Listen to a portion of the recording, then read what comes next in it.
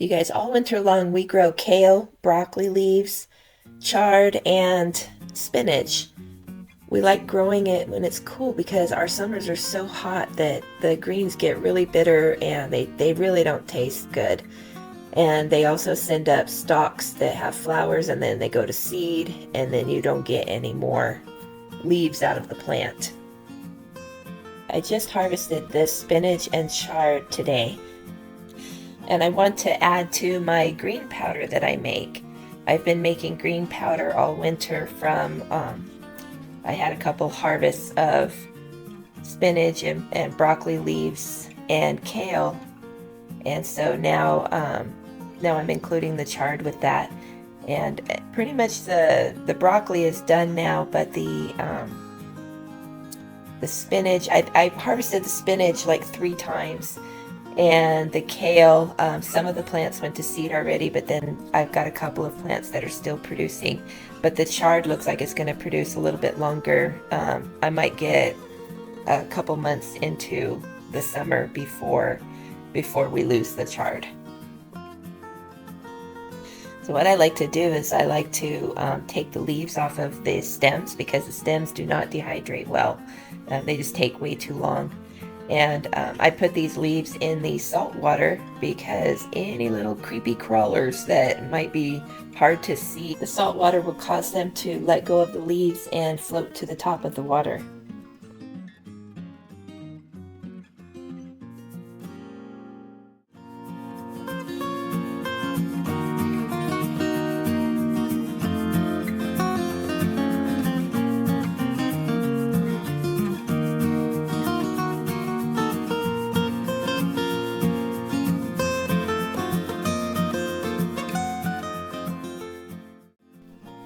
If you look closely, you can see all the little floating debris and all the little creepy crawlers that are starting to float to the top.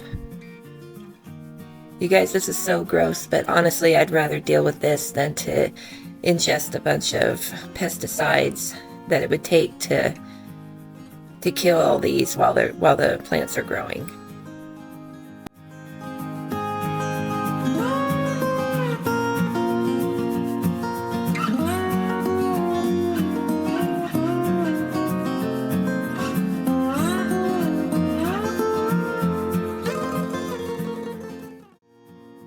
And here are the stems that I'm left with. The chickens are going to enjoy this snack today.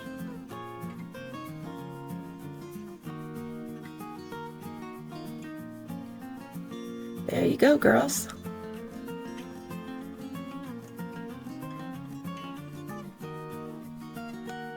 And now because all of that stuff has floated to the top, as I tip the bowl, that's going to be the first to come out of the bowl.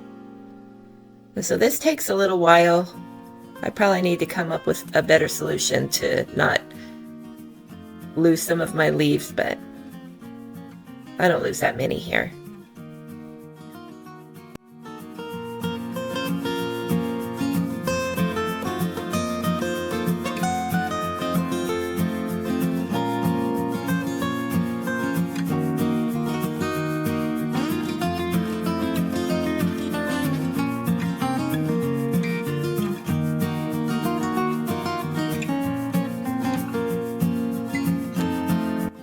Basically, I'm just going to keep filling this bowl up and letting everything rise to the top and then dumping out the water.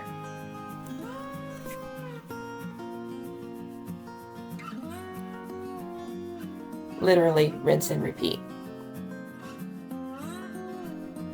So why greens? Greens are high in fiber, they're high in vitamins and minerals. And why green powder? Well, when the experts say that you should have 1 to 2 cups of greens a day, I don't know about you, but that's a lot of greens to keep on hand. And, you know, one could get really tired of the taste of greens eating that many every day. So to change it up, I like to make the powder because when you take a cup of greens and you dehydrate it, it reduces down to very little powder. And when you can sprinkle that powder into anything. We sprinkle it into a lot of things that we cook, soups and any kind of sauces. We sprinkle it in our eggs. We put it in smoothies. I've even put it in baked goods. You can't even notice it's there, even in sweet baked goods. You can't tell. So this is a good way to get all that fiber and those nutrients without having to try very hard. And when you powder it, when you dehydrate the greens, they lose a little bit of their nutrition, but not much. And having greens with a little less nutrition is better than not having greens at all. That's my take on it.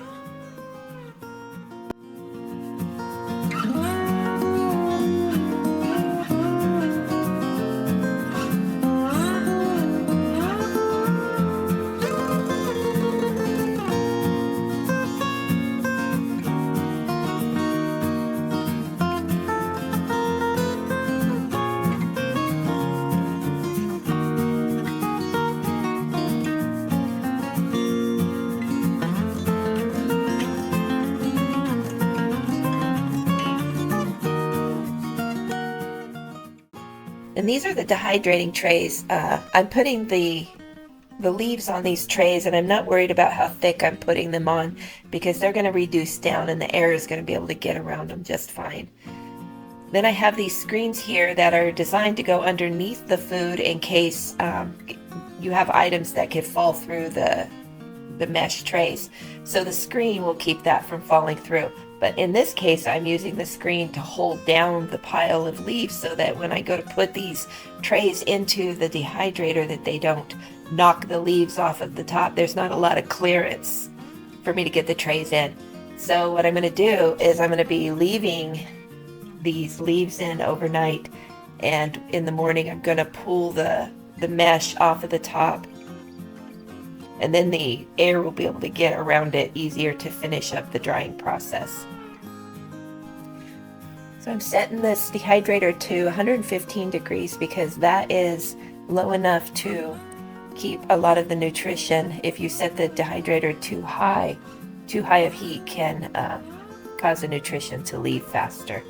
And then there's no way this is going to go 31 hours. I'm going to start checking it tomorrow morning, and when they're dry, that's when I'm going to stop it.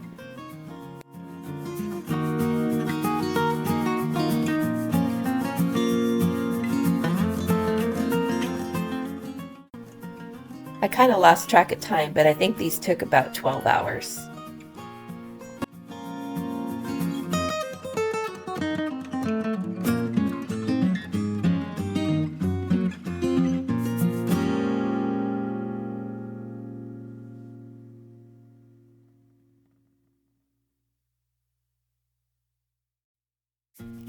I'm crushing these leaves to get them to fit into the jar.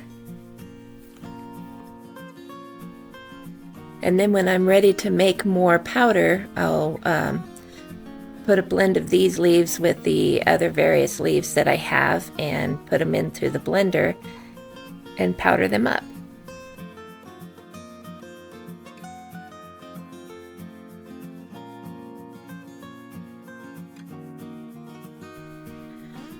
One reason I like to store the leaves in the larger form like this is because I can also add these to recipes where I actually want to see the greens in the recipes. And then also these greens will keep, I don't know, a year or two at least. Over time they do lose nutrition, but if they're kept in their larger form, they do keep their nutrition a little longer. But we go through this pretty quickly, and I also share with all my friends, especially my friends who have little kids who are not keen on eating vegetables, so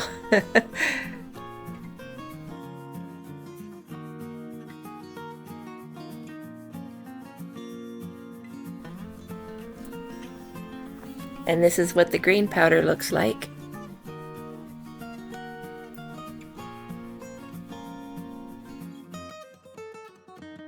I just want to thank you guys for hanging out with me, and I'll talk to you soon.